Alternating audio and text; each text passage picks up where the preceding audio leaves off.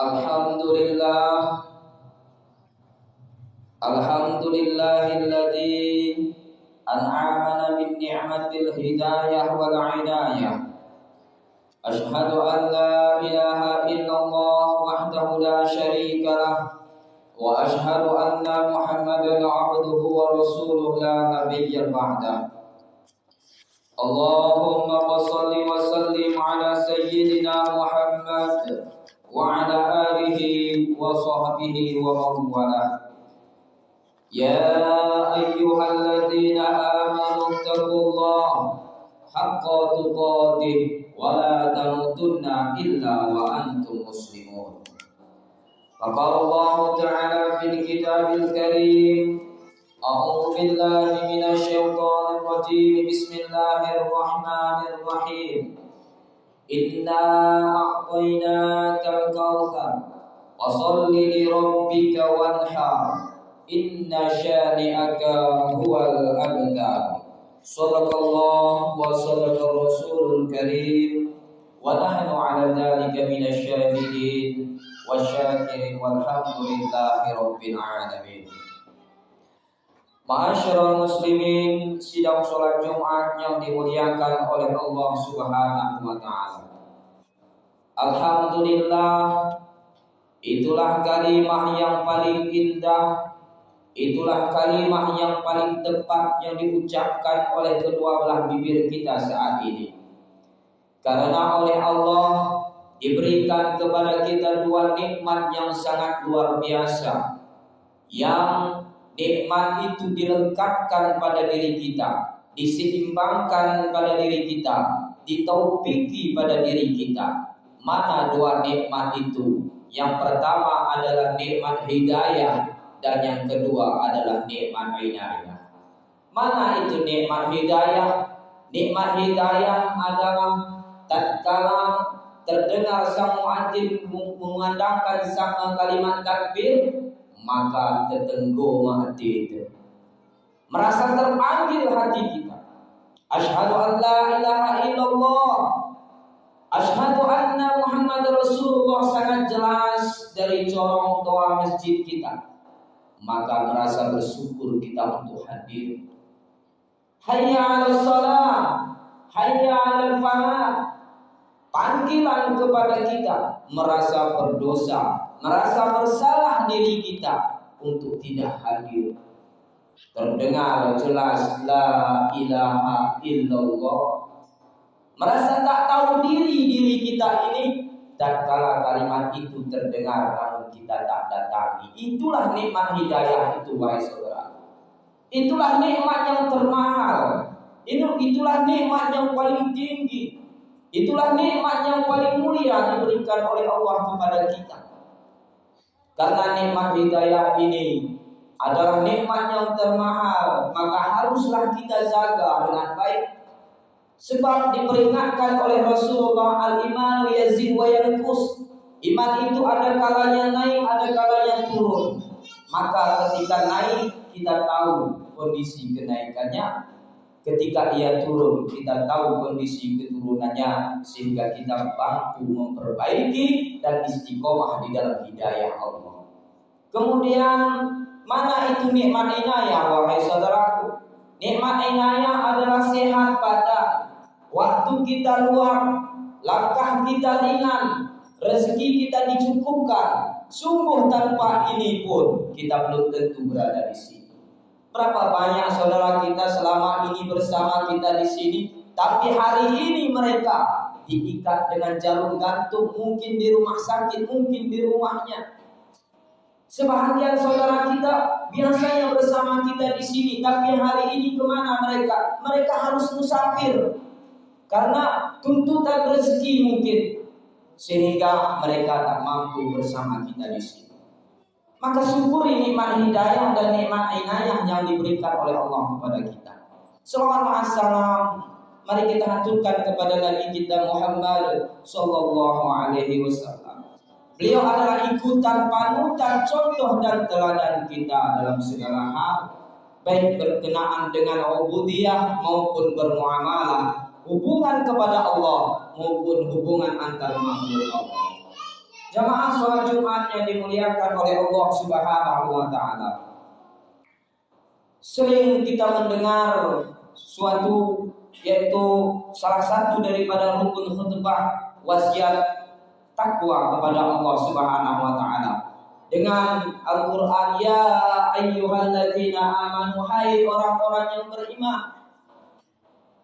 bertakwalah kalian kepada Allah haqqa tuqatih, dengan sebenar-benar takwa, wala tamutunna illa wa antum muslimun, dan jangan coba-coba mati terkecuali dalam keadaan Islam. Di dalam ayat ini diperingatkan kepada kita agar takwa kita itu bukan main-main, akan tetapi takwa kita itu benar-benar bertakwa kepada Allah Subhanahu wa taala. Jangan kita bertakwa kepada Allah tentu melalui ubudiyah yang diberikan oleh Allah, ibadah yang diajarkan oleh Rasulullah. Tapi ada satu yang sangat luar biasa yang harus kita perhatikan, bagaimana kita menyikapi dan memakai nikmat yang diberikan oleh Allah kepada kita di permukaan bumi ini. Jangan sampai kita salah menempatkan tentang nikmat. Jangan sampai kita salah mengutamakan nikmat, sehingga dengan posisi tersebut kita tak mampu mensyukurinya. Tapi Rasulullah menyatakan di dalam hadisnya, man lam yashkur qalil, siapa yang tidak mampu mensyukuri nikmat yang kecil, lam yashkur katsir, tidak akan mampu dia mensyukuri nikmat yang banyak.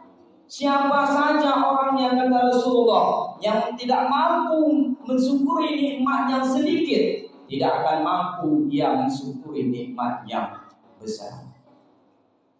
Jamaah sholat Jumat yang dimuliakan oleh Allah Subhanahu wa taala, di dalam nikmat Allah yang diberikan ini sungguh semua apapun yang kita dapatkan, yang kita rasakan, yang kita lihat, yang kita dengar, itu berupa nikmat Allah Subhanahu wa taala.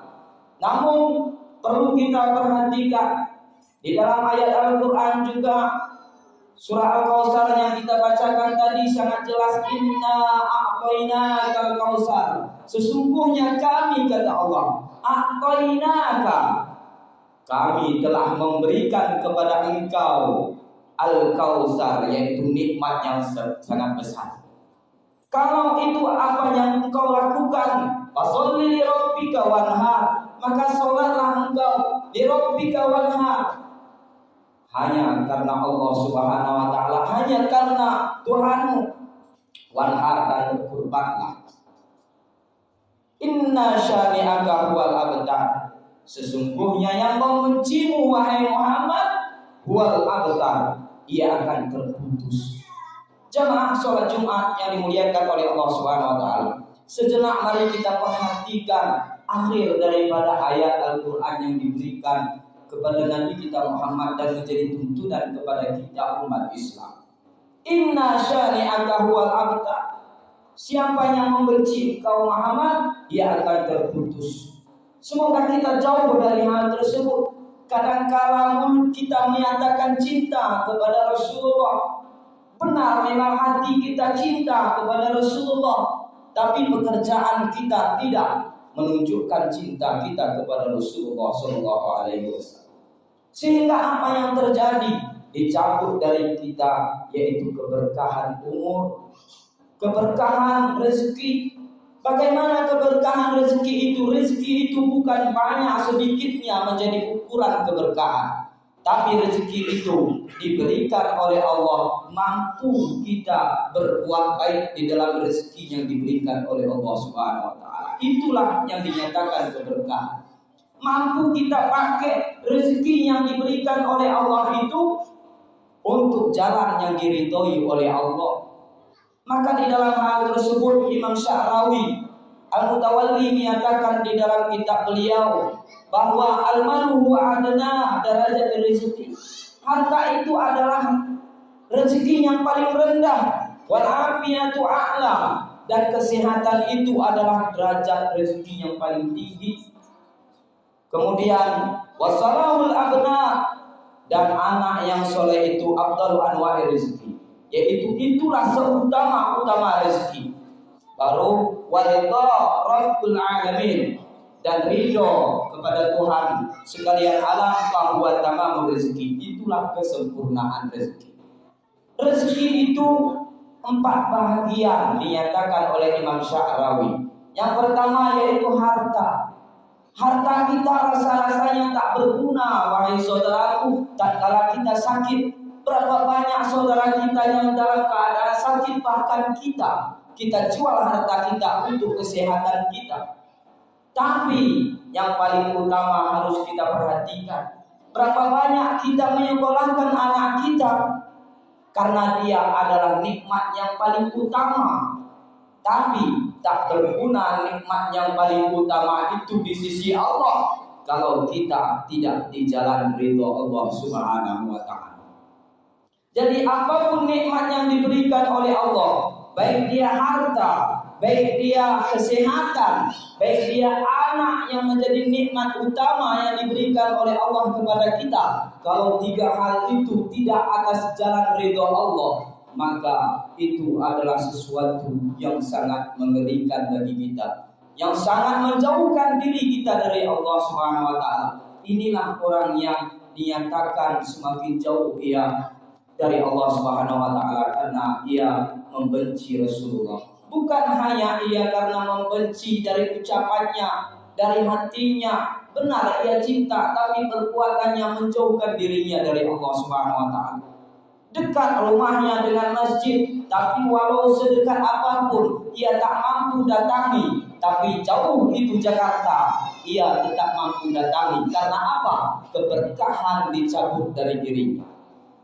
Bukan tak mampu, bukan ia tak mendengar azan yang dikumandangkan, tapi apa? Itulah Yesus ditutup hal kebaikan, keberkahan pada umurnya, pada hartanya, pada dirinya, sehingga ia tak mampu melakukan kebaikan.